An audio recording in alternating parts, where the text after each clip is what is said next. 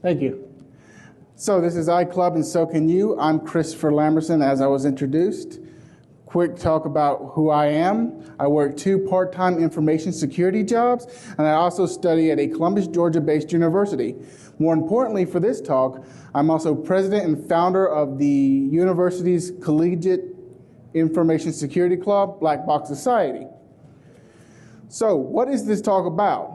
First is about why you should start an information security club, lessons learned from my struggles and successes, things I've seen work at other clubs, and I'll provide a brief information security club starter guide. I want to emphasize that this talk is not just for collegiate clubs, but I try to frame the advice and insights in such a way that they would be applicable to a more general group or a professional organization or a collegiate organization if you want to go that route.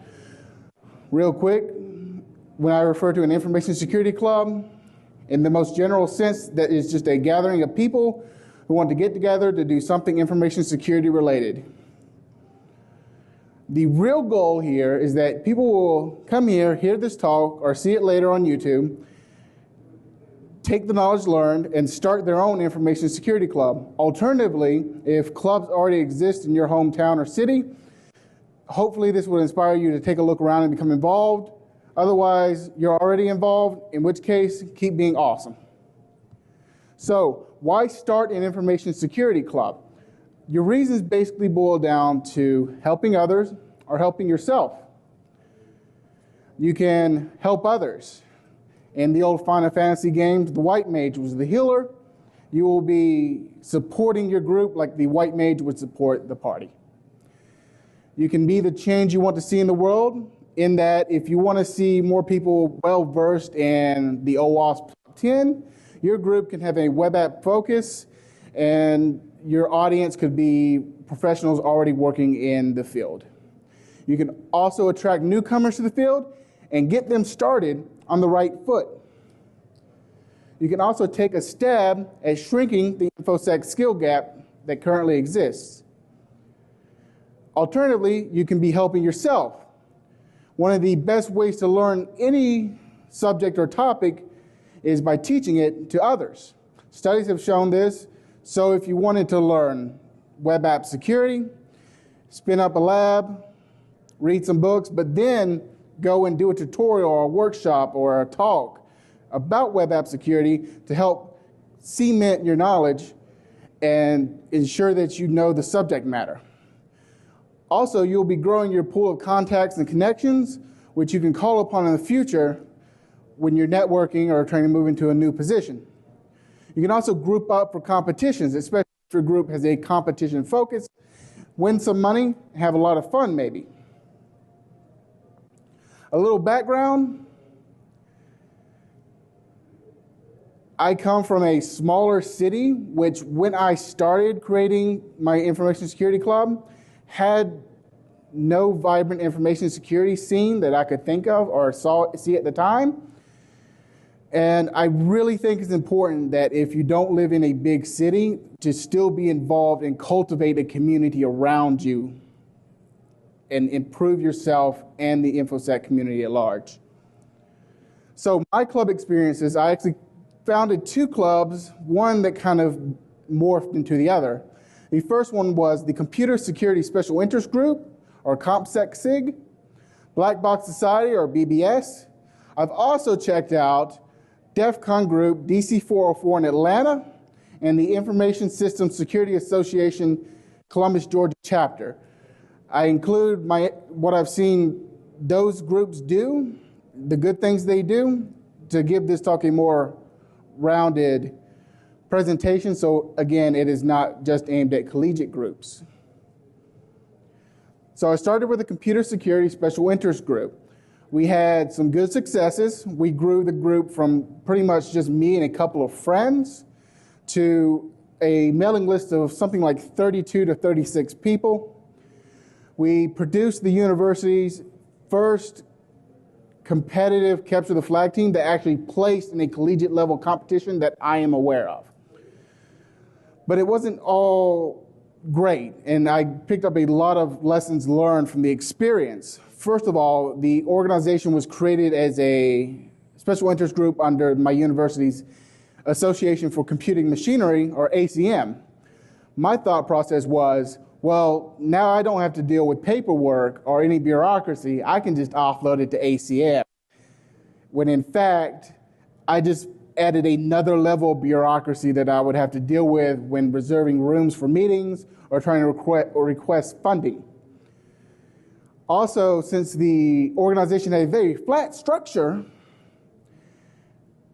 all the workload kind of fell on my shoulders. There weren't other people with other responsibilities that could help me in a lot of things, which was a struggle which we would solve with the Black Box Society. So with the Black Box Society, we went to the university, we formed the organization as an official organization.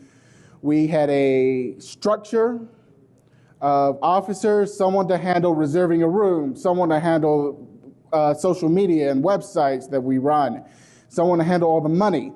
So we distributed the workload, everything went a lot smoother.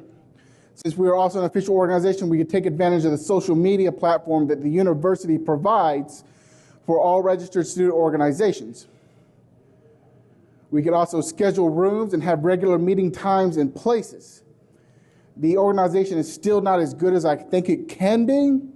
One of the key areas where we should improve, I think, is more community involvement, more members and attendees doing presentations. And I've seen other clubs do that. We'll talk about it. It's really great, and it's something I want to try to emulate. And I think you should emulate in your information security club when you go home and found one. So good thing I've seen at these other clubs. At DC 404, new attendees get attention. They have a brief moment at the beginning of every meeting where new members are asked who they are to introduce themselves. It helps to mingle. It helps them to mingle. Attendees do most of the presentations that I've seen. There's not an official talk guy, and that's excellent. That's something you should try to get done in your organization. Probably the coolest thing they do is they always have background events like a Network King of the Hill CTF competition or a lockpicking village. As for the ISSA Columbus, Georgia chapter, they have a more well-respected and prestigious name attached to them as far as companies go in the eyes of companies, which means they have better backing. They can usually get better venues for their meetings and sometimes get their meetings catered. So the overall takeaways from the real world experience I've had and the things I've seen from other clubs: distribute the workload, have a structure to take care of any budgeting you need to do. If you want to go on trips, you may want to consider membership dues, sponsorships, bake sales, you know, the usual. Have a consistent meeting time in place. This helps others to schedule around you and to make sure that they can be there for your meeting. Communicate well. Have a well-known means of communication, whether it be a mailing list, an IRC channel, or social media such as like Meetup maybe. So, Information Security Club Starter Guide. First thing you need to do is decide whether you want to bootstrap your own organization or branch off from an existing organization. There are pros and cons to each. This talk will be mostly concerned with bootstrapping your own organization. The second thing you want to do is have a look around your local area. Maybe a group already exists that does all the things you want to do, and all you'd be doing is kind of adding to the noise by starting your own club that just a proxy for the other. And always keep your audience in mind through the entire process. Since clubs are a social thing, you probably already have your audience in mind. The second thing you really need to start thinking about is logistics. You want to consider a location, how you're going to advertise, and how you're going to communicate. With your location, I've seen organizations use university classrooms, corporate meeting rooms, restaurants, cafes, and pubs. In the dual Tetris picture, sometimes it won't be so obvious what the best location is. The key things you're going to need are probably a projector, depending on what kind of meetings you're going to be having. it needs to let you get loud enough to have a meeting, and it needs to be let you get quiet enough to have one-on-one conversations between other people. Some other nice things to have are power strips, lots of power strips. You can never have enough power strips, and lots of different adapters for different hookups if you're using that projector. I swear that was in the talk the whole time. So you want to start thinking about advertisement. This could be as simple as putting up flyers where smart people hang out, using social media such as Meetup, or working with your parent org if you decided to go that route. You need to start thinking about communications. How are you going to keep in touch? Personally, I usually like mailing lists. You may prefer social media or IRC. Once you have all your logistics figured out, once you have figured out where you're going to meet, when you're going to meet, and how it's going to go down, you need to start thinking about your first meeting. Go back to considering your audience, which you should be doing all the time. And for simplicity's sake, I've broken down audience into students, professionals in general. Secondly, you may want to pick an angle. This probably should change at least every other meeting to keep things fresh. But it can be something like, and these are just examples, competition preparation, skill development, networking, and career development. So let's say you have a club with a collegiate audience with a competition focus. A meeting you may want to do is Introduction to CTF, talking about the differences between Jeopardy style, King of the Hill, Attack, Defend, maybe talk about other security competitions like collegiate cyber defense competitions, stuff like that. Alternatively, if you have a more general audience with a career development focus as your first meeting, you may want to talk about local tech companies, what they're looking for, who they're hiring.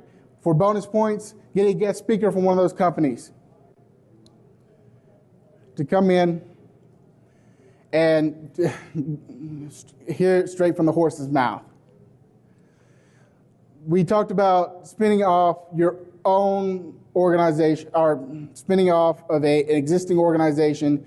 There are way too many organizations that you can spin off of to go over during this talk. But for example, if you want to do a DEF CON group, they have an FAQ. If you want to do an ISSA chapter, they have a startup kit. If you want to do a 2600 meeting, they have guidelines. So in conclusion, create a club, just do it. It can be really easy. It can start off as just a social get together with you and your friends for a network King of the Hill competition.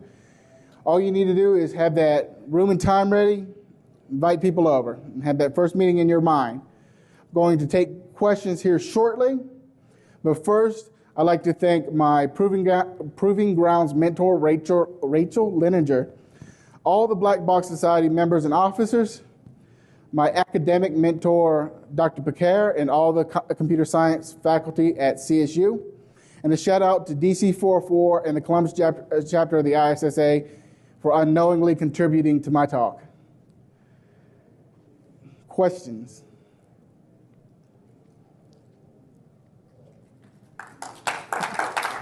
All right, thank you very much.